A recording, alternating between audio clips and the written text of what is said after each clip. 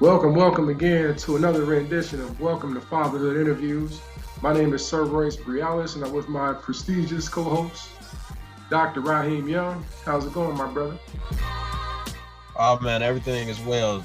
Just reflecting on the awesome stairway series we had yesterday, and preparing for the next parenting symposium we got coming up. So, other than that, man, well, I mean, those things are good, and life is good right now.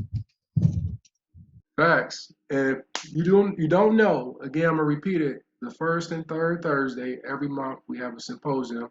We do it in person in Chicago at a house in Austin, and also we do it virtually via Zoom. So connect with us via Welcome to Fatherhood. If you search us anywhere online, you'll see all that information there. So thanks for reminding the people, Dr. Young. Uh, so also, I'm pleased to announce we have a very, very special guest.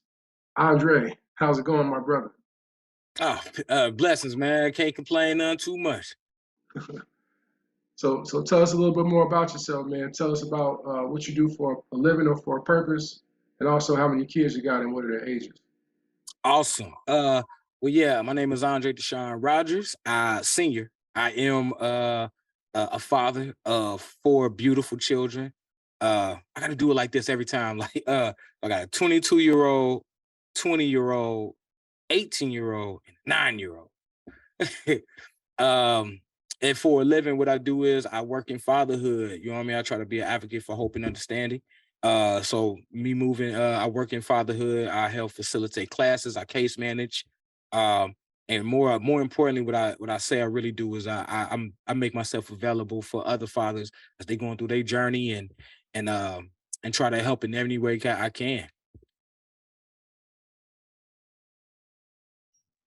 Oh, that's awesome, man. Can you talk about how you got into that line of work, For and sure. what's like one of the greatest like takeaways from working with fathers? Absolutely, man. My journey into this world was kind of fun. I'm one of those people like I'm not polished, right? Like I came from a background where I was in and out of riffraff, you know what I'm saying? Most of my life, you know what I'm saying, I had kids early. I tell everybody I've been a dad since 18. So I tell them I got a diploma in the diaper bag. You know what I'm saying? Same year, right? Like so I went through a journey. I was living life, making my mistakes, learning my lessons, you know what I'm saying? Trying to raise a human being with another human being who's an amazing human being, but just wasn't amazing together with me. Uh, so as I'm going through these spaces and trying to figure it out, I ended up in and out of trouble with the law. I was in and out of jail, and through the grace of goodness, man, I was able to finally get the light a little bit when someone gave me some real good game. And I was just working at that point. I was just working at restaurants, just trying to pay child support and just not be a nuisance to anybody. And thankfully, years later, I was able to. My wife ended up being a part of a program called Public Allies, which in Chicago, famously, the great Michelle Obama has is a Public Ally alum. I got to be a public ally in that, and with that program, I was able to kind of join a nonprofit. At my placement, I had two nonprofits. You get to work there throughout the week, and then you help do a community project. One of those places I worked was the amazing Beach Acres Parenting Center, and it was the first time in all of these years of my life of me being a parent, I even knew that fatherhood was a thing that was discussed, that was dealt with. And for me, the passion came from the idea of when I did need help, I did need assistance. I didn't know where to get it. And then when I did go to like public service, human service organizations, like, and try to get help, I always felt like I was kind of like not by no direct fault of the people who were working there. I just felt like I was an alien. I felt like I was a zoo animal a little bit, and I didn't feel that connection. I didn't feel that love much. So I knew I wanted to do it. Once I found out fatherhood was a part of this thing, thankfully Beach Acres paid for me to get my first fatherhood curriculum education, put me in work working with fathers who were trying to connect, and it became everything for me. and I'll say the biggest thing that I learned out of all of this is that fathers, period, almost all of us are connected in the sense that we feel some of the same things. We feel uh, like we can't be ourselves in a lot of these spaces, and we come into a fatherhood space, especially if you come at it from a co-parent, where you have to be a co-parent in separate homes and non-custodial. Man, you can feel like shame and guilt and all of these things. So that's always been like probably my biggest thing. That's why I always try to preach for hope and understanding, because we gotta have hope, and understanding kind of evens the playing field for us a little bit. So that's really like the biggest part for me. So, what kind of understanding have you gotten since you've embarked on this journey? Man, you know what? One of my favorite things about it. Well, one I always say, I have a statement that I say. You're right. You know what I'm saying? Difficult isn't impossible, right? That, as well as, it's easier to be upset than understanding, but it's better to be understanding than upset. Like, these are the things that I got in this journey of doing this work that I kind of like, I never knew, right, was there, right? And it just hit me like a ton of bricks when I finally did get it. And one of my favorite things I say to every father that has to be in this non-custodial role is, well, me and my exes, uh, our thing became so deep, but as the years progressed and once our kids reached adults, uh, I don't know what. You know what I'm saying? Our kids reached adulthood. I'll say probably the biggest thing that we learned was that we're family no matter what. Like, that part I think was so lost on me, right? Like, I used to always say like, oh man, I got a terrible baby mom, or whatever. And it's never really true that it's a terrible baby mom. It's just, we were just terrible ex, right? Like, but recognizing that we're family regardless of whatever. That whole idea, oh, 18 comes, it's over. That's not even a thing, as much as recognizing we're family. That part really that's the biggest understanding I got, and still move with today.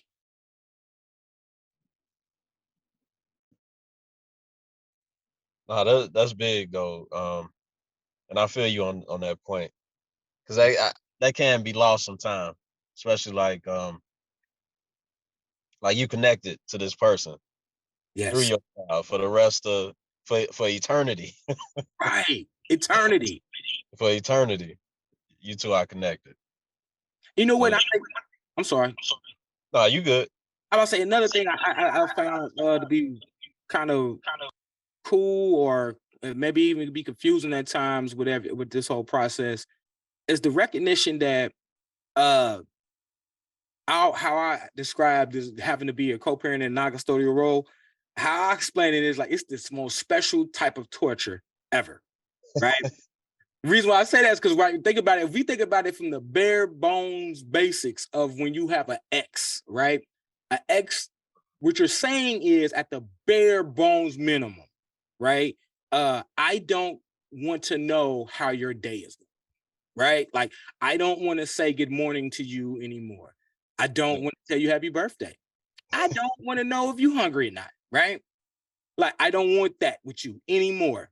But then, Mhm. you take that type of feeling of separation, that need, that want to be rid of someone's energy or life force or whatever you want to call it, and then you mix in, but I have to talk to you for the rest of my life about the most important thing in the world to me. Yep. That makes it its own special torture that becomes, you know what I mean? Like, it just becomes this. It's a crazy dynamic, but that, to me, has always been like probably one of the most interesting things about it. You know what I mean? Yeah, for sure. Like, I noticed you said that you were 18 when you had your first child.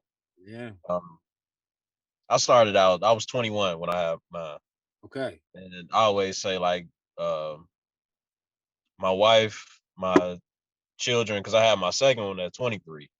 Okay. And like we all grew up together.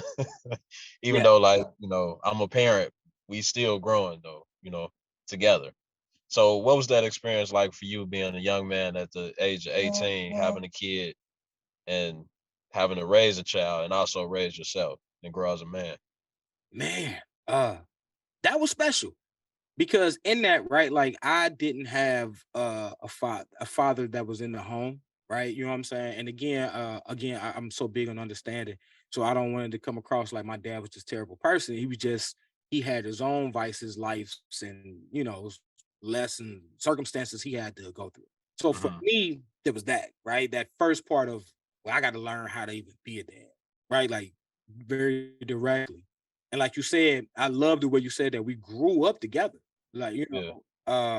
me and my kids, that's to me my biggest thing is them understanding, hey man, we were growing up together, mistakes were made, uh conversations were had to be had and probably still will be forever to kind of express what that all looks like. But it was its own challenge, you know what I mean? Because my mom was there, she was great, but I'm not my mom, right? Like, you know what I'm saying? Like, and then even that part. Let me ask you this: have you found yourself in that space, and how have you reconciled recognizing this is how I was raised, but I'm not y'all.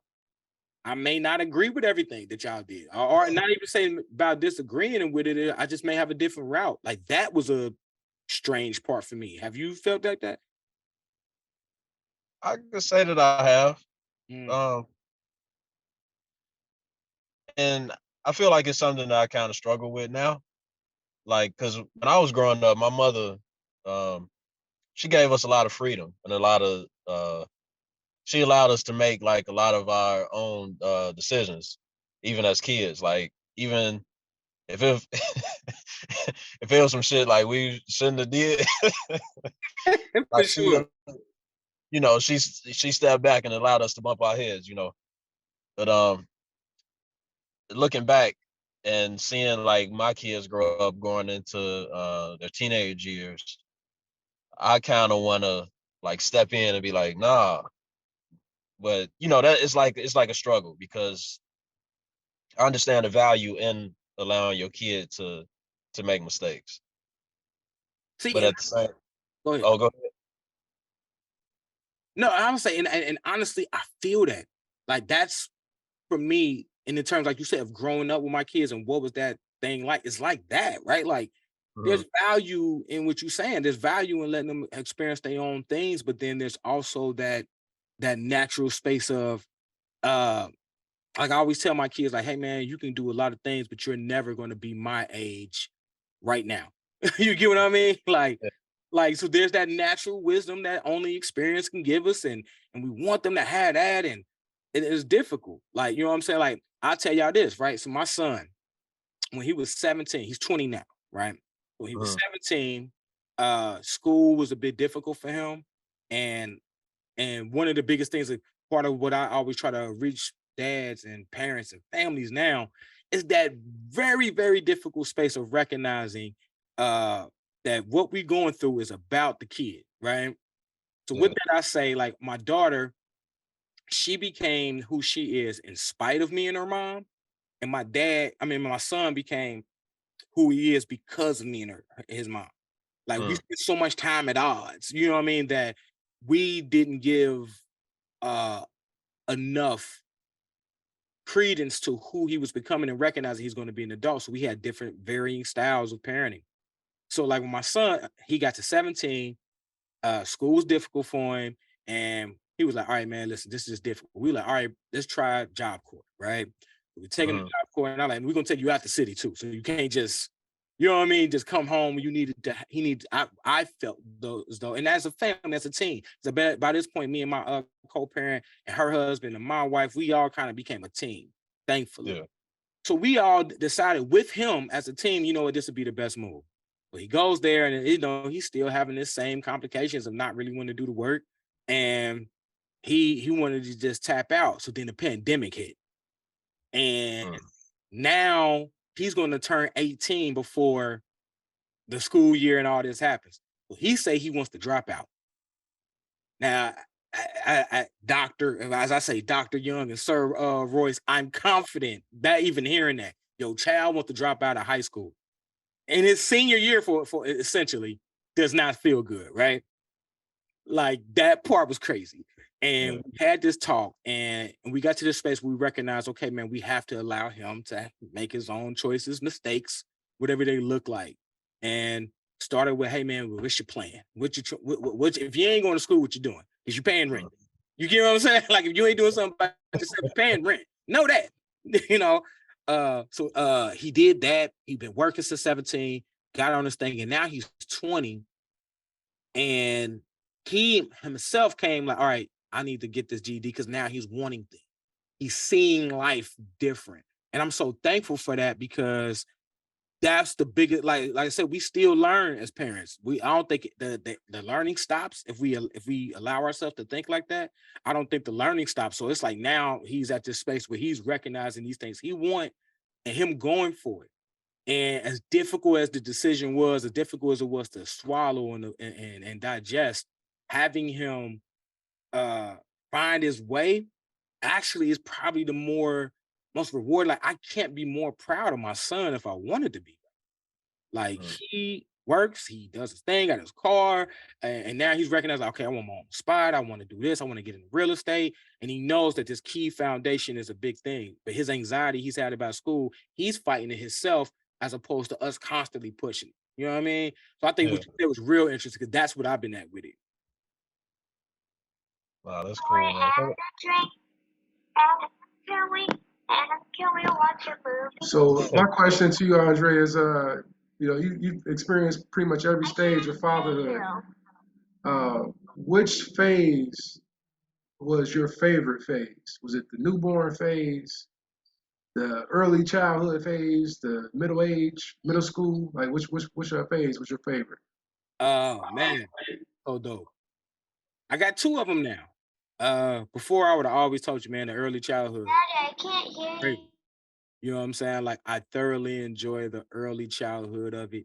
I enjoy that my baby, you know what I'm saying? Like, I hug my babies, I kiss on my babies, and they my babies. And now me having some adult children that I can have conversations with and learn from and things like that.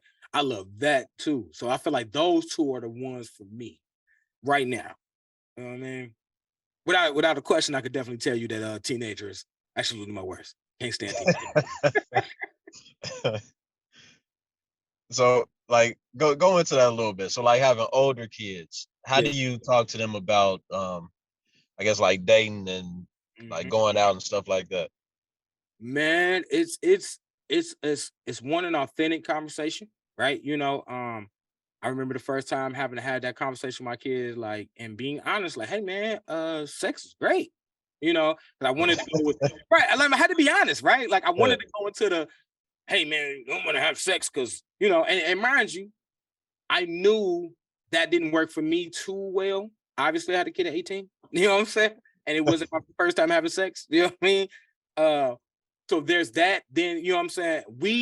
Us as parents, y'all included, we are in this very special space where now we in this different fight than our parents were ever in, and our grandparents and great grandparents were ever in, where it's like, well, who's gonna raise our kid first, the internet or us? You dig what I mean? So then it became like, well, I gotta be honest. So that's where those conversations start hitting about. Where it's like, okay, well, let's have this real talk and stuff like that. So having that conversation, being able to say, hey man, sex is great, but here are these other things. And it's hard to do it when you've been a teen father or a very young parent, because it's hard to have that conversation with them without making them feel as though they are a mistake, because they're not, but being able to try to finesse that conversation in a way where we can have this real space of saying, okay, I don't regret having you. I really would love to have been able to be more prepared for what I could offer you. I mean, you know what I'm saying? Not just money, experience, wisdom. Wisdom can't be played with, right? Like, you know what I'm saying? Knowledge and understanding breeds wisdom. That's the salvation, but that's what, what I'm saying. I try to teach in my family stuff like that. Like, man, that wisdom that's what's gonna save you, because I know what these things are. Again, that was the game that was given to me to help me change my life. So that's been a thing, and I love hearing their perspective. So having that older kid and that older conversation, it becomes great because, again, like I said, we never stop learning. So now I'm learning about their world, as well as even learning what their perspective is on some of the things that we came up in, what we learned. That's real. that's real. It's real enlightening. It's kind of empowering a little bit. So is it different, your conversation with your son compared to your daughter? Or is it all the same? Sex is great. I was just about to ask that. Good question. Honestly, for me, it's all the same. From having that conversation, like, but mind you, to be fair, like my oldest daughter, she has the most amazing perspective on all the things. Like she's been driven since she was like 11 years old. She's known what she want to do. She's been going for it. And she's in the route to completing that goal right now, right? Like, so for her thing is, my child told me that she thinks about having sex. Her thing is, I can have a child. And if I have a child equals death. That's what it means to her. Like the death of her dream, death of her goals, death of her ambitions. That's her perspective. And it's like, okay, cool. I ride with that. You know what I mean? Yeah. The other two middle ones, it's a bit different. You know what I'm saying? They still haven't been like out there, but it's still been good to have that honest conversation with them. Like, yeah, man, sex is great. It just comes with all of this responsibility. And I make sure I drive home all the responsibility that goes on it. Do y'all anticipate having y'all got girls? I got one. Yeah, I do. She's 5, so I got a ways to go. Yes. But it's gonna happen real quick, though. I'm already anticipating it, man. Do y'all anticipate being able, like, how do y'all see that conversation going? Well, I I already have had two it. daughters. I had it with my daughter. She's 5, so she asked the question of where do babies come from? Like she's real smart. Right. So I told her, boys or men have the seed, mommies have the soil. You know what I'm saying? Straight up. You plant the seed and mommies help it grow. Absolutely. You know what I'm saying? But she's like, how? What do you mean how? I'm like, well, you got brothers. You see what they got. Mm-hmm. Their thing goes inside the girl's thing. And that's the seed being planted. Point blank, like real, I had a real conversation with her. And she understood it. There you Like, go. okay. There you go. There you go. And my boys were around too. Like, you know what I'm saying? It was basically like a three-on-one conversation. You know? So I think parents should be more open with having those type of conversations, like with the kids. You know, when they start asking those questions, Yes. when they start asking the questions, you should have the answers. Absolutely. What about you, Dr. Young? You say you having teens, right? So where are you with the conversation? Yeah. I don't know, bro. Like I have talked to my kids about sex and stuff like. Well, the 17 and 15-year-old I have. But I don't initiate the conversation. Like Yeah. they would have to ask me about something, and it's a lot more comfortable talking to my son about it than my daughter. Mm. And I think that's fair, right? I don't think it's wrong for us to recognize, okay, from a male's perspective, I can speak very directly from that perspective because I am, right? Like I can have that conversation, just comfortability in that, you know. I think that's fair. I don't think that's a bad thing to know that, hey, I can have the conversation easier with him, but the conversation still, because that's the other part. Like, do we think that it's so, like, what man do I want to talk to my daughter about sex before me? That be that part, right? Before I answer that question, I want to ask Dr. Young, why? Why are you uncomfortable? Or not, I ain't gonna say uncomfortable. Why are you more comfortable having that conversation with your son opposed to your daughters? Well, I think it's because he a boy. Well, he a male child. I'm a man. So I guess I had that frame, that reference point. But with my daughter, I don't necessarily. If I talk to her, you know how like the cliche thing would be like, they only want sex. They gonna, you know, dudes, they that's out to hit, you know, all that type of stuff. And I don't want it to necessarily be from that standpoint. But so yeah, I guess and if I was to talk to her, I would keep it 100. Most dudes, if you know, especially young dudes, that is what they on. But I don't necessarily want to tell her that because I don't know if that's what they on. But talking to my son, I could tell him like I guess the range is a little wider talking to my son because Mm. I could I could tell him how to go about treating women and how to you know, stuff like that, man. I don't know if I'm making sense or if I'm rambling, but No, you make it uh, sense. No, you make sense, bro. It's just yeah, your girl's gonna experience that, man. All the guys they gonna want that. And I think 'Cause we wanted that growing exactly. up. Exactly. And again, to be fair, I think it still goes to that space of, for me, that was the question I asked myself was like, well, what man do I want talking to my baby girl Yeah. about sex before Mm. me?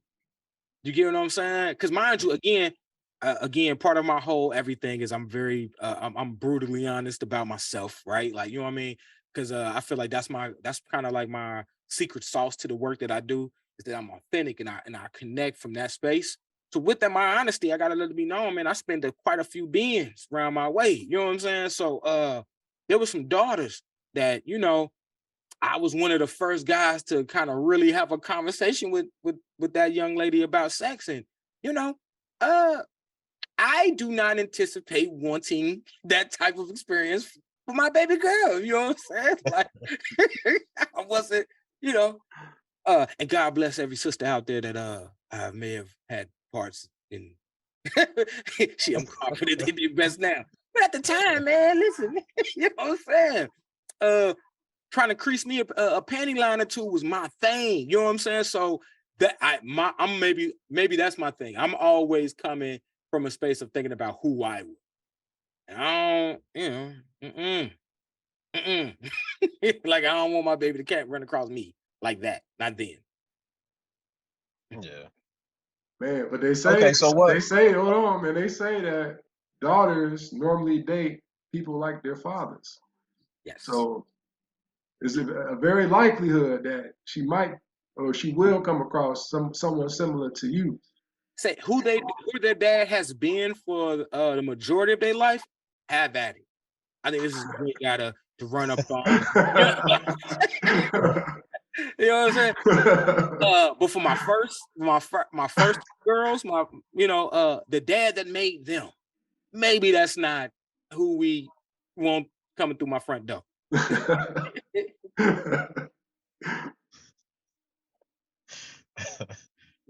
Yeah, I don't know, man. It's like I said, I talked to both of them. Mhm. Like we had conversations about sex and different stuff like that. But I just don't want to. I could tell them like cautionary tales, but I don't want to influence them with something that may not necessarily be true. Mm. So I don't know. That's why I guess that's why I allow them to come to me with certain things, and I'm more comfortable talking to my son. I don't know. I think that's No, fair. that makes sense.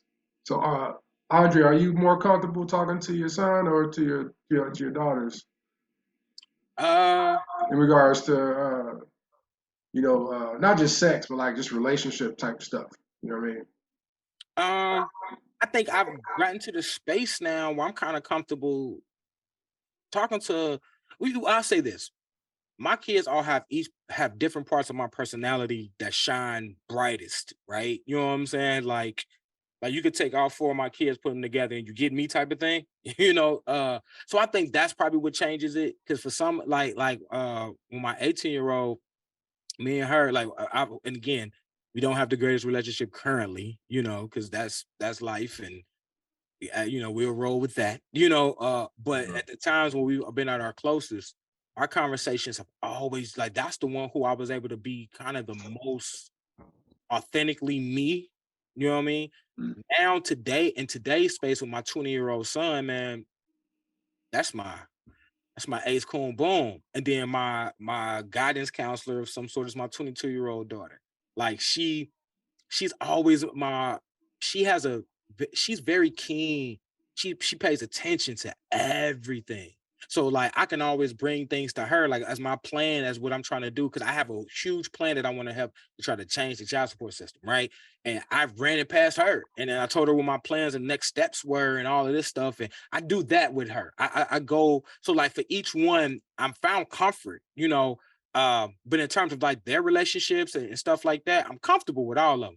I've been asking them like, "Hey man, you want to have sex yet?" Like since it was like 11. So you know what I'm saying? Like soon they out there, I'm like, all right, well, let's go, let's have the conversation. Because again, for me, the thing kept being, I started noticing, I'm like, man, I can't beat the internet is undefeated. And it was like, I can't be behind the internet on what my kids are gonna learn. For me, right? That was the biggest thing. So I started fighting that fight early, you know. So I started trying to have every conversation with them. Like I remember, you know what I'm saying? I've personally had to have a conversation with one of my kids about them feeling as though they were bisexual. Now, Mm. mind you, bisexual without sex. So I was like, "Do you like people?" You know what I'm saying? Like, you know, had to break that down for him, had that real conversation in that space. And this is before she felt comfortable even talking to her mom about it. But I just always wanted to make sure that they knew, like, yes, I'm dad. There's that distinct line. I don't do the, oh, I'm your best friend. We're not doing that. You know what I mean? I mean, if our relationship is close, but I don't like to try to tell them that. But let them know that I'm still a safe space. I'm not gonna like everything you say, and you ain't gonna like everything I say, but I ain't gonna never stop listening. You know what I mean? Because that's one of the biggest things for me was like I don't want to stop listening. So like in the most of their conversations and stuff like that, that's you know what I mean. And again, uh, and perhaps now here's the honesty. Perhaps it was easier talking to my daughter about her feeling though she was bisexual than if it would have been my son. I gotta honestly say that. Mhm. Like, you know what I'm saying? If it would have been my son, it may not have been the easiest conversation to have, but I still would have had it. You know what I mean? So, because again, I live by that code. Difficult ain't impossible. You know what I mean? So we can figure this out. You know what I mean? I don't mind difficulty. You know what I mean? Nah, that's good stuff, man. Yeah. So what was your thought process when you were having the conversation? Uh, for me, it was like, okay, you know, and if, again, my wholehearted honesty, I like cool. That's you know, I ain't gotta worry about you having penis, you know what I'm saying, prematurely, you know what I'm saying? Like, you know what I mean?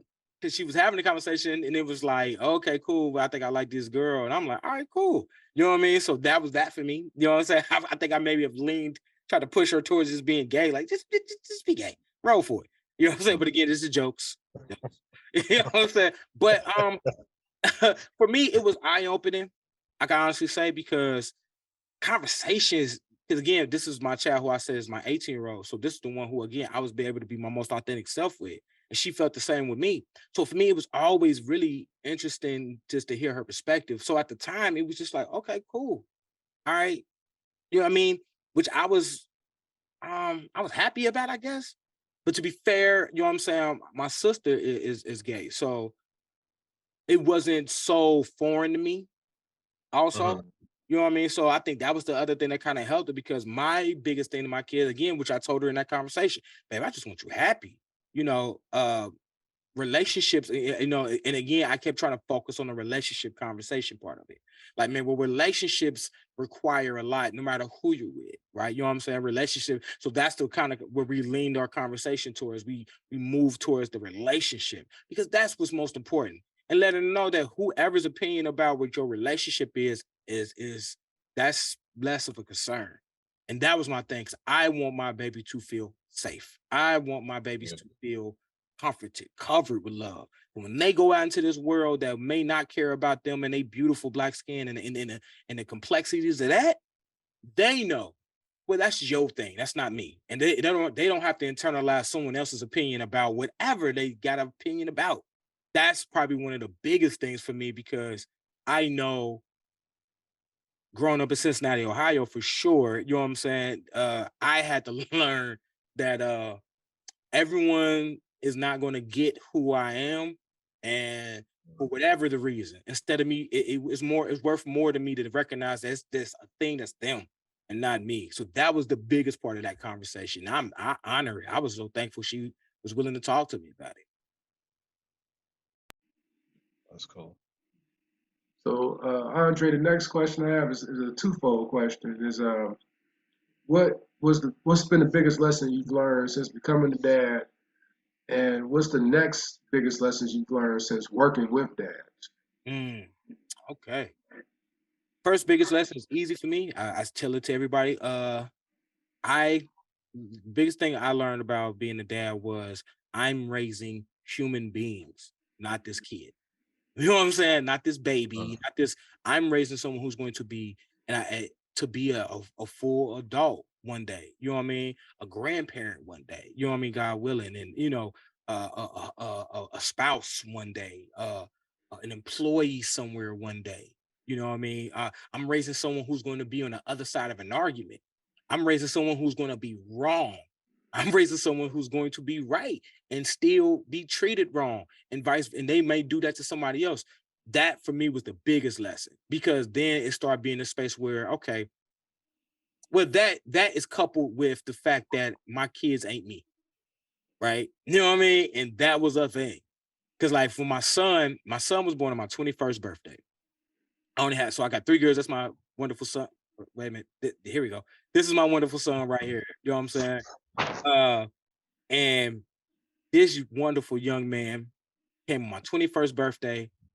You know, you couldn't tell me nothing. Our birthday is 7/11. You know what I'm saying? I was born at 4:56. He was born at 1:23. Like it was like, you can't tell me to this day. Y'all can't tell me that this young man ain't meant for something. And him and his dad, right? So that part I struggled with, because I kept trying to press him about things that were important to me, and recognizing, but he's his own human. You know what I mean? So that's kind of how that crystallized for me. And you know what I'm saying? I'm so thankful for that lesson, because it changed my dynamic with all of my kids. Me finally getting it, and I'm always honest. It came very directly from my relationship with my son. It helped my relation. It helped me be a better dad to all of my kids, because it's different with the girls, right? Well, these little girls, so I'm not expecting them to be. So I was real soft touch for a while with them and all of that. With my son, oh man, I was on his bumper. You know what I'm saying? Like, oh no, you got to be like this, and you know what I mean. And that also helped me examine my thing. My life and who I am and what made me these things that I was. The biggest lesson I learned from working with other fathers is that there's not one single father that ever begins his journey being a father not wanting to be the absolute best father he can be. Like every dad, I'm telling y'all, every day, even the ones who tell you, man, I ain't want this kid or whatever, stuff like that, or they may have said it out loud or whatever. If you dive in, if you have that pause with them and have that conversation with them, you'll ask them, well, why you say you ain't want the kid? Man, I ain't ready for no kid. So that their details, you want to be the best father you can be. Every dad starts off wanting to be the best father they can be. And that, man, that warms me, and it made it where it was so definite. I have to do something for the rest of my life about fathers. You know what I mean? Because it's so important. And I was one of those dads who felt shame, who felt guilt, who felt this pain.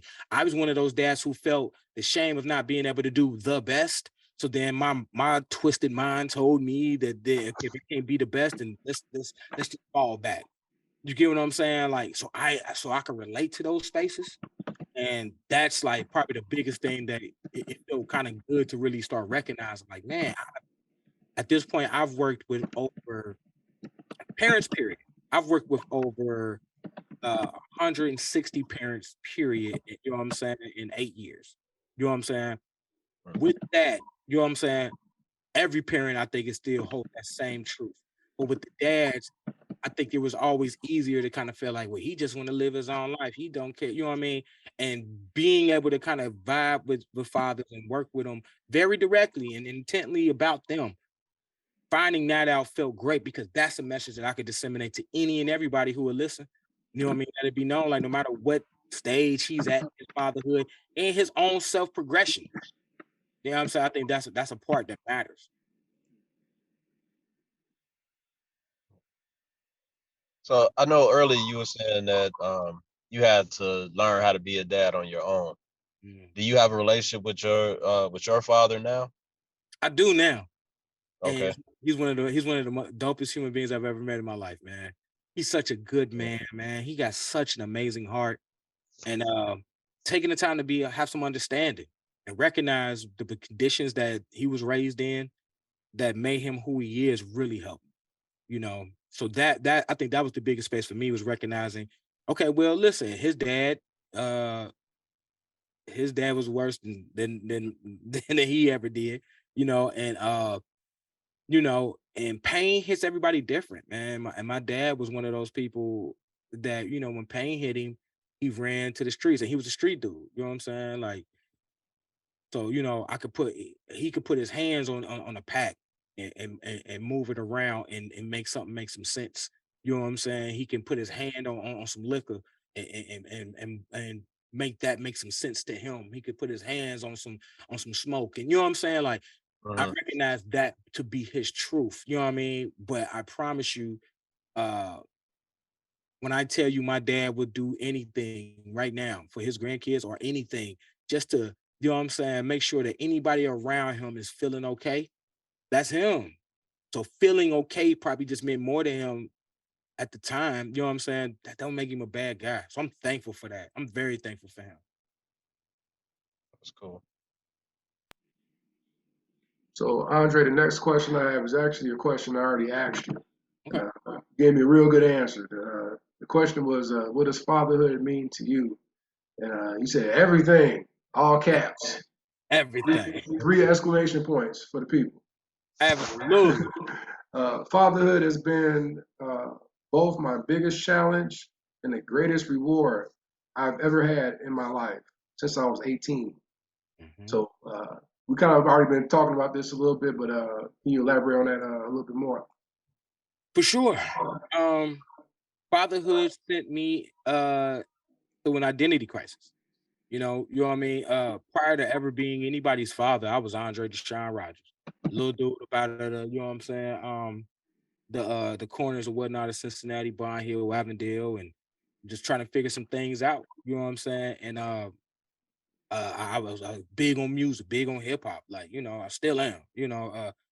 Less on trying to be like a musician or something. I'm less on trying to be like a music star, but definitely the culture of hip hop still is. I carry that in the work that I do too, because I feel like it's important. Uh, but it sent me through this identity crisis of recognizing, okay, but now I have to be their dad. You know what I'm saying? And mind you, as you become a family, that's in the natural identity crisis that think happens to both parents, right? Because you're your own human being and you're someone's child and you're someone's brother or sister or cousin or niece, nephew, grandchild. You're that person. Now you're a parent. And then you become into a relationship, you become a family. So now I have to not only care about my thoughts and feelings, I got to care about this person's thoughts and feelings, how it's going to shape them. And then I have to care about this person who I made the child with and how their thoughts and shape me and them. You know what I'm saying? And the kid. So it sent me through that, man. Like I said, more challenges than anything. You know what I mean? Child support, all of it. Like it sent all of these like I had to deal with my emotions, which is its own challenge and learn what they are and take the time to figure that out and how to get those feelings up without being a problem or a nuisance to somebody. You know what I mean? Fatherhood did that for me, but then it became the thing that saved my life.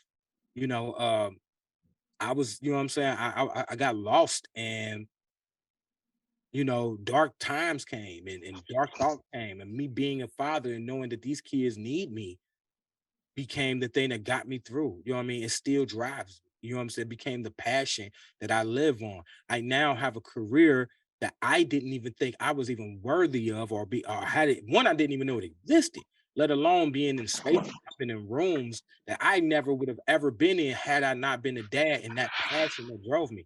I've been a part of a group of people trying to come up with a national curriculum at Harvard. I've been in that room talking to people from Australia to you know what I'm saying, people in Washington and stuff like that. I've been on Washington, DC. I've been talking to senators and stuff like that about fatherhood. Like I, I've been to Minnesota into a room full of people who were talking about being a dad. None of this comes without me being a parent. So like for me, like I said, that's why I say it's been my biggest challenge, my biggest reward in my entire life. Everything I know.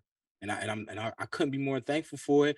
And at times, I wish you to leave me alone too. You know what I'm saying? It's just a really human emotion, you know. That's good. Where do you see your family in 20 years? Man, oh, where do I see my family in 20 years? Oh, I see, I see joy.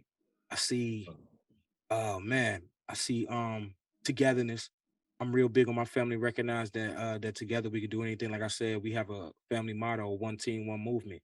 Meaning if I'm not okay, then we ain't okay. If my son ain't okay, then none of us are okay. If one of my daughters ain't okay, then none of us are okay. If my wife ain't okay, we're not okay. If their mothers, who are my exes, my co-parents, ain't okay, then we ain't okay.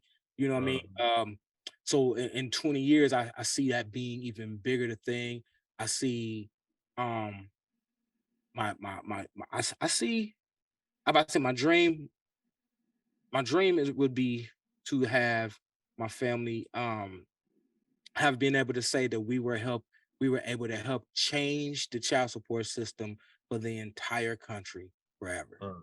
That's something I want to do. You know what I'm saying? I see my family being a huge proponent of that and a huge reason. That's that's really a 10-year goal now, where I'm 9 years out from that goal. My hope is by in 9 years we change that. That's So dope. speak to that a little bit. So changed how? Okay. So my mentor might be mad at me. It's my first time I'm gonna say it. Rock with y'all so strong, man. You know what I'm saying? And I think it matters, man, for the people that we had that you guys have be able to watch this. I think it matters to hear this. So I have a huge goal. I would love to see the child support system change in the way of this. Let's say a man's paying child support, or a person is paying child support, and let's say you start getting on child support, because now you know they're supposed to be trying to change the law where you can get they can start drawing child support from inception, right? Oh You yeah. know what I'm saying? Yeah. So imagine now, right now, that immediately, because the problem for me with child support is that you immediately make family a business, and you make it where it's guaranteed someone's already on the losing side of it, because you know you're making me not only have to deal with child support and having to pay money that's predetermined, but you're also making it in a space where it's not connected to rights, right? There's no parenting time that's enforced, because parenting time is legally supposed to be happening with it, but it's not enforced, right? Because as every law gets created, you can choose what you enforce. So you create this space. For me, I would love to have it where we pay child support. Okay, so this let's say a father, because we're speaking to fathers directly. Let's say a father has to pay child support. Okay, cool. But since I'm paying child support, 10% of my child support payment is put into two accounts for 18 years, right?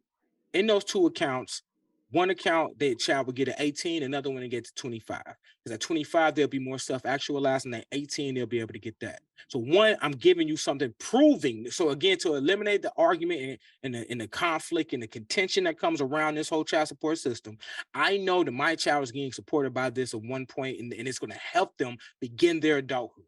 But they don't have to start their adulthood in debt, right? So what that also every month or every other month or however they want to do it, you know what I'm saying? That father then also has to go to a class where they're learning how to invest, move money, getting financial education that's aspirational, not just on the basic of financial literacy of learning how to balance a bank account, but I'm learning what to do with real money. I'm how to build and attain wealth, right? So when that child turns 7, that child now has to go to these classes with dad. So dad and that child are now in these classes until that child is 18. So now that father, because 18 years worth of financial education, financial literacy in terms of wealth attainment.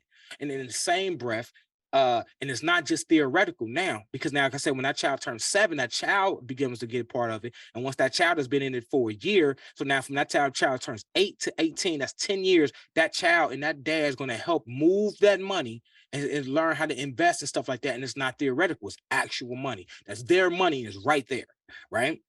We move forward and do like that. So when that child turns 18, that child now gets to have this money, gets a portion of the money that will be directly to that child to start their adulthood. Then another one at 25. So now that child has reached more self-actualization, because they say at 25, most humans reach full self-actualization of some sort. So now that child has 2 windfalls to be able to learn and build something. We talking about changing the entire system. And again, now we got some parenting time, because I don't want to fight the system on, hey, well, you got to make sure that the mom kick it. I don't want to do none of that. That's pointless. You know what I'm saying? And us trying to abolish child support is also fruitless. How many people work in every state of every county around here in the child support system? I'm not trying to eliminate jobs. I'm just trying to help build it up. The government wins in the sense that you get this accounts, you get all of these accounts with money and interest and stuff like that y'all get to play with just like a bank. You know what I mean? But this family becomes something now too, because I dare anybody to tell me that if one parent is learning with their child all this time, this amazing wealth attainment and knowledge, that the other parent it's not going to help the conversation with both parents. And again, now I don't have to argue with you about whatever you got going on with the money and all that stuff. And I don't want to deal with that. But I want to know that my child support will support my child in adulthood. Because who's to say that if I had the information and the knowledge and stuff like that prior to, that I wouldn't take the 10% of that type of money anyway and put into an account for my child when they turn 18. They do custodial accounts all the time. And there's also an amazing nonprofit. I got to shout them out. An amazing nonprofit called Youth Investors Corps. Please look them up. This amazing, brilliant brother named Dylan has created a nonprofit where he is teaching kids about investments and stuff like that. Now it's happening. So now we've proven the model, that the fact that you can teach youngsters about it. Now you just add the family element. And now, but the difference is with his program is you get to do it, which is still great. I want to see him expand as big as possible, man, as far as possible. With him being able to do that, he's able to prove these things and say, okay, cool, we do that. But then he's got the government to give 500 grants to some $500 grants to these kids that, you know what I'm saying, beat this, they play this investment game, they win, they get $500 grant of money that they can do to go into a custodial account. So imagine doing this now, but we're taking away the government having to give the money. We're going to use our own money. I'm a dad. I've been paying child support for 22 years. You get what I'm saying? Like, it would change. It would have changed the game to know that my kid is going to benefit very directly in their adulthood. So they have now be aspirational, and I'm teaching them to be aspirational from age 7 to 18. That's 11 years for them to think aspirational. So now when they in school, you know why you're going to school. You know what you're in there for, because you got money that you're going to be getting that you need to know what to do with. I'm not teaching you or raising you to be a worker. I'm raising you to be your own self-sustainable human being. You know what I mean? And then the government could still be creative and find other ways to distribute that money. They could do it like the lottery and say, okay, well, you're gonna get a check per week. Who knows? Who cares? The point is that right now we have this problem, because it creates this discrepancy amongst parents and families, and we can bridge that gap. So this is what my goal is, and I'm pushing to make this happen in 9 years. And if anybody takes the idea, it'll hurt my soul, but it also helped me, because if they do it, they're changing the game, because it's on camera now. So I said it. You know what I'm saying? Hey, It's more important to me that we help change this and make families bigger, better, and close that wealth gap. it's in fruition already, man. So we're gonna change it from let's say instead of child support, we're gonna say human support. Come on. You know what I'm saying? Because it's for life. It's not just for when you're a kid. Exactly. You know, so change that stigma. Because even when your kids grow up, you still their parent. You know what I mean? You still Absolutely. with them, no matter what. So man, that's a powerful plan, my brother. Man. Appreciate it. Does that seem too ambitious? I need my brother to tell me, "Hey, I'm here. I'm here for you." No, I mean it's a real interesting concept. Did you say like the father would manage the account though? Who would manage the account? No. Dad and the kid will manage the account. The government has the account. Can't nobody touch the money until 18 and 25. Okay, so it's like a trust or something, or like an endowment. So right. So look at it like this, like a 401k. Put that money in there. The investment group takes it, play with it, do all the things. You can choose how aggressive you are with the investments and such. The difference is that the dad and child are going to learn about the market, learn about market shares, learn about REITs, learn about being ownerships. I envision this being a thing where these same dads and kids get together, and imagine you've been in this class with this person for 4 years, right? So I'm building a community with dads and parents. I mean, with parents and children. I'm building this community. So we've been at this for 4 years. You know what I'm saying? I envision a space where they start creating investment clubs amongst themselves. Like, hey, you know what? Why don't us 10 get together?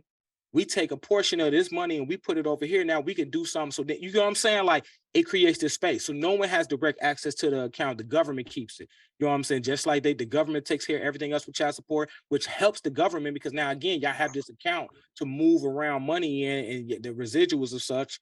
Y'all, you know what I'm saying? Y'all can cake up off just like a bank. You throw your money in the bank does all kind of things with your money. You know what I'm saying? You know what I mean? They break you off little bits of interest for it. You know what I mean? It's the same thing. You know what I mean? When Yeah. for the pleasure of paying child support, they charge me anyway.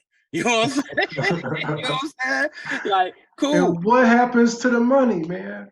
They get the money, and then what? What happens with it? That's my So that's what I'm thinking. Like, I don't trust the government like that, man. You see what's going on with Brett Favre right now, right? man. Listen, Ah, yeah, man. But they print So money all the time, man. So like, oh man. but see, and that's my point, right? So the thing is, cool, but again, and that's the other thing, it's an increased sense of accountability. Because again, you know what I'm saying? Just like a 401k, you know what I mean? They can work with the same people. Fidelity can help, it can partner with them and make this a real thing. So we don't have to be directly them because the government got their own money to deal with, right? yeah, They get partnered with Fidelity, you know what I'm saying? Or you can make it a thing where it's local. Now I'm saying now we promoting where it's like in every state, whoever, you know what I'm saying, the money management companies and stuff like that can do that. Let's say at a certain age, because part of the education will be able to teach the kids and dads about this. Let's say that the child get to 13. Okay, now you get to choose who's going to manage this account moving forward. You know what I'm saying? And we do stuff like that. Because again, we're talking about stimulating the economy, making community, and making the family strong and closing that wealth gap. Right, and they can pick the stocks, right? They can pick Yep. anything. You know what I'm saying? So now I'm talking to my kid, they getting to that age, and you know what I'm saying? My kids are getting 11, 12, going to school. Man, Dad, I need them new Jordans. Up, what you need to do, let's go get some of this Nike stuff. You hear me? You know what I'm saying? Let's get that first. You know what I'm Right. saying? Own Let it first. Own you it. feel me? Own you a piece of something. So now when you're going to pay for that, you're going to feel a different type of empowerment. Because mind you, this conversation isn't foreign. It's just foreign to a lot of us. And what I mean, a lot of us, I'm not speaking necessarily solely based off of the skin. I'm speaking very much the socioeconomic status, right? We're talking about the top 1%, or so this conversation makes sense to them because they have it all the time. I've had friends who have educated me on the things that they were taught since they were young, blew my mind. I'm talking about in one part of the city, these kids were having they were having an entrepreneurship fair. You know what we was doing in my school? Walking through the metal detectors and being told to just take this packet and go do some work. You see what I'm saying? You know what I'm saying? Like so this conversation isn't foreign and it isn't completely lost. You know what I mean?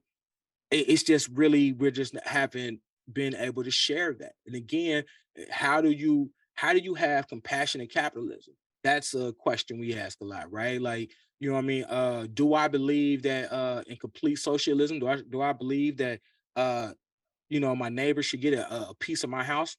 Nope. Worked hard for this, right? But do I believe that if my neighbor's going through something, I should open my door? I do. You know what I'm saying? So compassionate capitalism is something that I've been trying to work out. So that's where this idea also landed itself, right? Like in the sense that, okay, I can teach you and do that, but if I'm already, it's a system that's already in place, the money already is happening. You know what I'm saying? Child support is happening. It is what it is. You know what I'm saying? People are going through it. Families are being torn apart about something that's a necessary evil, because it is necessary, and I respect that. You know what I mean? But it don't have to be this. It can be something where we could very directly, one, I can get parenting time in with my kid. Because let's imagine that me and the relationship with my co-parent is contentious. Well, at least this will be something, because again, you can enforce it just like you enforce that if I don't pay child support so many times, I get my license suspended, I go to jail. Cool. If the other co-parent does not bring the kid, you know what I'm saying, to these sessions, then, enforce it the same way. Still helps y'all, because y'all get paid. I mean, in the government, you get paid when you get to suspend my license. You got to pay that judge. I got to pay a fine. I got to pay that. It still helps you the same way. But now we just make it where it's more something about setting up this young, amazing, beautiful human being to be a successful, self-sustaining human being. You know what I mean? And then Andre, you asked if you're being too ambitious. Mhm. I don't. It's a great idea. Yeah. It's a great idea. Going back to like the point about the government and like the child support court, and I feel like the whole system is kind of corrupt. And doing what you're suggesting, what you're describing right now, would be a total like paradigm shift of what they want. I know. So I don't know. They want people to be fighting in child support court and like raping people with their pockets, and not necessarily building up the community. That's the way that I see it. I But agree. so I don't know if they embrace this idea, man. That's why I say it's a 9-year play. Because for me, Okay. you know what I'm saying? Because like I don't see it, because for me, I feel like it's going to take that long, because we're talking about, like you said, it's a paradigm shift. So with that, we're talking about now, as a lot of times especially for Black people in our community, or those of the, again, socioeconomically challenged. For a lot of us, we have to constantly be told, like, it's coming up, it's gearing up. I'm sure y'all seeing it all over Chicago now. It's gearing up. We at that time where it's time to talk election. But now we're giving somebody something tangible to hold on to of what we're talking about. Like, hey, man, let's start paying attention to that. And again, to get that message spread across ain't going to be an easy task either. You know what I mean? So that's why for me, it's a 9-year, it's been a 10-year plan. And I've been planting the seeds, working with and having this amazing conversation with you brothers is, again, part of this plan. You know what I'm saying? Part of it for me is doing everything I can to be national, as a national name in fatherhood in the next 2 years. You know what I mean? Because I understand that, people, I'm not good at politics, but I can still represent the passion that I care for and connect with the politicians.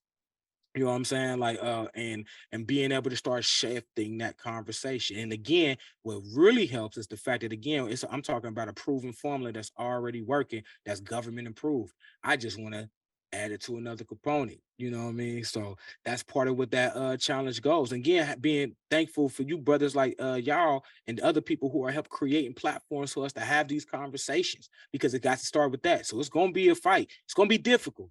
Difficult ain't impossible, my brothers. I Difficult is like not that. possible. It is not. It's just difficult. And I'm fine. I'm fine with difficult. Man, Mr. Andre, you national already, my brother. Appreciate it. Thanks to You know y'all. what I'm saying? Because we national. So now That's you what I said. national.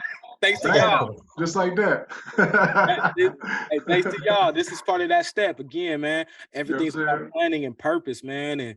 And to find, for me, I'm telling y'all, when I found the stuff that y'all was doing on LinkedIn, man, it meant so much, because again, y'all are already changing what it is. A lot of this stuff that happens in this work of human services, they are very antiquated thoughts and ways of going about it, right? This is how you do it when you do nonprofit. Y'all are breaking the mold. Y'all are kicking down doors by having spaces, having symposiums, having conversation spaces, having a platform to interview different dads and having stuff like that. Y'all are changing the dynamic right now. So y'all help really fuel this dream, because, oh man, I'm not tripping. Look what these kings is doing. You get what I'm saying? Like, oh my goodness, and then being able to be a part of the hip hop conversation, which I Would love for y'all to make a series if you don't mind. Oh my goodness. Y'all curated that so well. You know what I'm saying? And it was so great because again, I am another fight I'm having that I passion of mine. Let me chill out. See, people got their trauma response, fight, flight, or freeze. I don't fly, and I don't freeze. So you know what I'm saying? I have to correct myself a lot. Part of another passion of mine is the fact that I am one of those people who didn't come from the traditional route of doing these things. I'm not polished.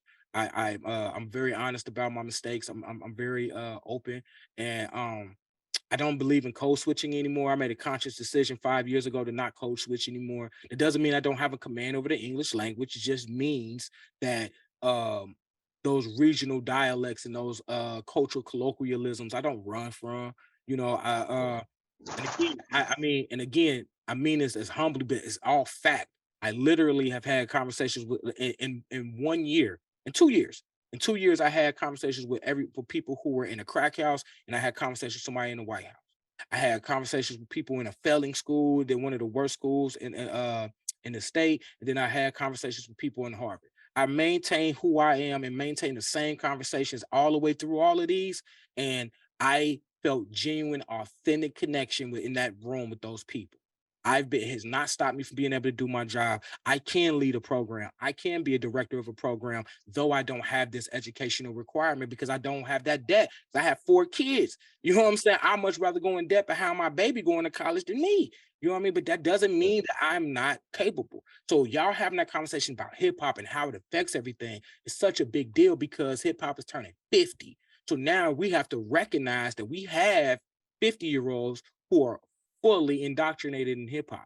I am 41. I am fully indoctrinated in it. You know what I'm saying? Hip hop breeds authenticity. It breeds openness. It breeds confidence. Y'all having that conversation in a beautiful way that y'all curated it, even amongst the diverse group of people, you know what I'm saying, from different ages in that space. Man, y'all are doing the work that lets me know I ain't tripping. You know what I'm saying? Like, this can't be our reality. We can change this because y'all are changing it right now. Like, y'all are changing this right now. I'm doing everything I can to get my organization to start using some of the things that y'all are doing. Like, bro, we need to use these clips. We need to use these things because they have an authentic conversation. And again, it doesn't have to be the same thing. I would love to have our dads be able to connect with y'all and interview with y'all in these spaces. You know what I'm saying? Because y'all are breaking the mold. And if y'all not antiquated, y'all moving forward. And if everybody want to keep being behind, they're gonna be left behind. And we fine with that because Welcome to Fatherhood, you just stand on top. We ain't tripping. You know what I mean? Hey, I gotta turn my camera on to that one. You probably can't see me because I'm in the car, but hey, I appreciate you, man. Turn the light on in there, bro. Turn the light on. You could, kid. People might be like, "What's this dude doing over here, man?" I'm in the parking lot. Oh, you good. Man, listen, y'all. Andre, man, I appreciate you, bro. It means a lot, man. We every week we put these together and hope that people get something from it. But so I appreciate you saying that. Man, listen, I have a grand goal, and I'll say this because I don't want to keep talking y'all to death because I wrote stuff down from when we was talking last time. I have a huge goal of bringing the Father's Feed. Mm-hmm. I have a huge goal. Again, it may be difficult. Difficult ain't impossible. So I ain't scared to dream. You know what I'm saying? I have a goal of bringing dads from where I work up there. You know what I'm saying? Like, let that be part of this celebration for one of our cohorts. Hey, man, we're going to go up to Chicago. We're going to go up there. You know what I'm saying? We're going to spend some time up there. We're going to join the Father's Feed and let them feel that. Like, man, the fact that y'all even doing that is amazing to me. And it makes so much sense because what you're doing now, you're changing the narrative around fathers to the entire community, just letting them show them very simply, hey, man, we here for y'all here. You know what I'm saying? Mm-hmm. Let's make sure that y'all okay. You get what I'm saying? Like, that's such a very simple concept that apparently ain't simple enough because ain't nobody else doing it. Talk about nationally. You know what I'm saying? Like I ain't seeing this. So I have that goal of being able to do that because look what that can do. You know what I'm saying? Just imagine that. Because mind you, I'm in Cincinnati. I work over in Kentucky because we right across the creek. But I'm talking about bringing dads from Kentucky to Chicago that'll help feed the community. You know what I'm saying? And represent this is what fatherhood looks like. This is how deep that is. These are some of my ambitions.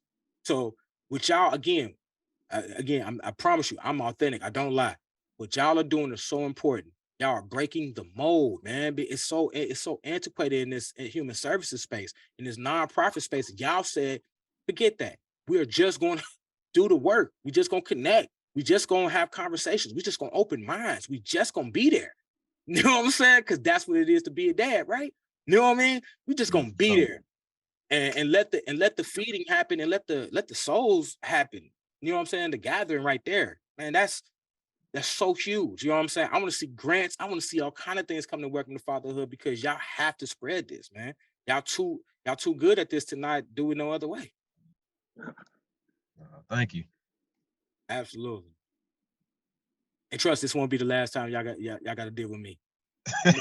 Not the last, brother. Man, we gotta have another conversation, man. Because Dr. Young, I know we was doing Hall of Fame, but we switched it to Hall of Fathers because that's what we talk. We talk to dads, talk to moms too, but we got Hall of Fathers.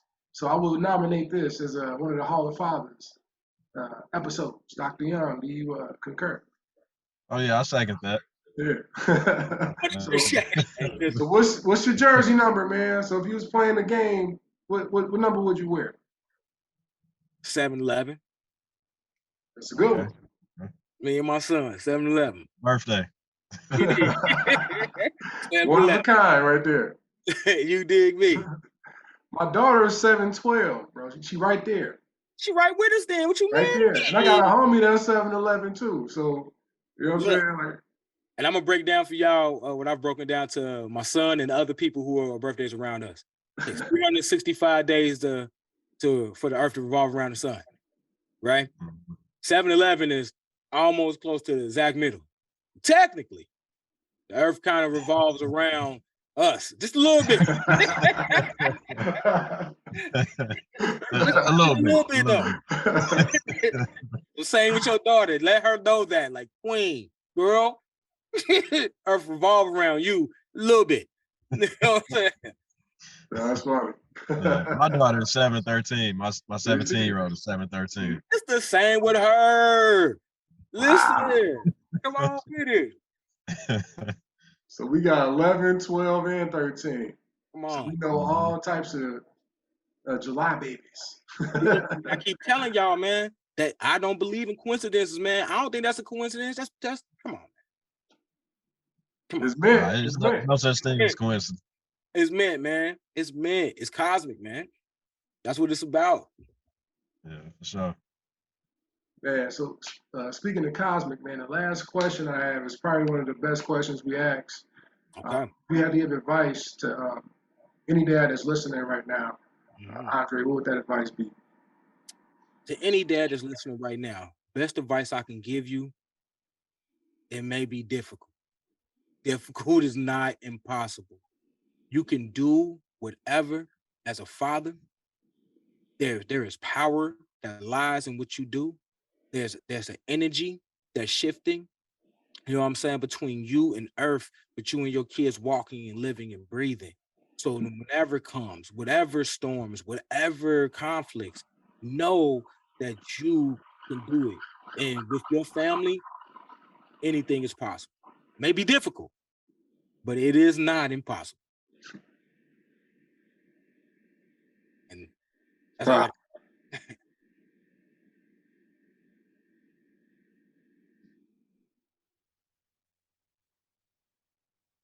All right, so I know we're getting close to time.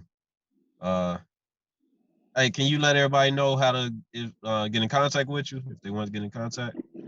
Yes. Right now, I would tell you the best way to probably contact me is Andre Rogers at LinkedIn. Because I'm not really good at social media. I've been becoming more active on LinkedIn. So you can find me at Andre Rogers on LinkedIn. I am more than willing to talk, meet, build with any and everybody, man. And please, if y'all can, check out what the young brother Dylan is doing with the Youth Investors Corps. he is helping change the way that our communities think about wealth attainment, and being aspirational with our goals, and not just feeling like I got to survive and thrive. And you said it's called Youth Investors Forum? No, Youth Investors Core. Oh, Youth Investors Core. Yes, Okay. it has one of the most wonderful logos of a yellow money bag with hands on it. You know what I'm saying? Like it's beautiful, man. But he is doing some amazing work. He's had conversations with the controller and senator there in California, and I'm doing everything I can to help spread that good word, because again, it's so pivotal in what we're trying to do to one day change the way we do child support system here in America. Cool. I'm gonna check that out. Man, that's not just change, brother. That's systematic, man. That's powerful right there, brother. And I believe, man, we can do it. You know what I'm saying? Yeah. So Again, welcome to fatherhood. Everybody else who is not moving in this same way, please understand we have to break the mold. We cannot do things the same way it's been done. So if you don't, just know Welcome to Fatherhood is already doing it. So you can get with it or get left behind. We ain't tripping. Man, powerful words, man. So yeah, man. Again, Andre, man, I really appreciate it, man. This has been one of my all-time favorites, man. I've been saying this, for a few of these last interviews we've been doing, man. It's been some real great ones. But this is definitely one of my favorites, man, for sure. So I appreciate it. Absolutely. So when I say Hall of Fathers, man, this is what I mean. So all the dads is in the Hall of Fathers. That means we can have another conversation again. Maybe doing it live, maybe doing it via another interview.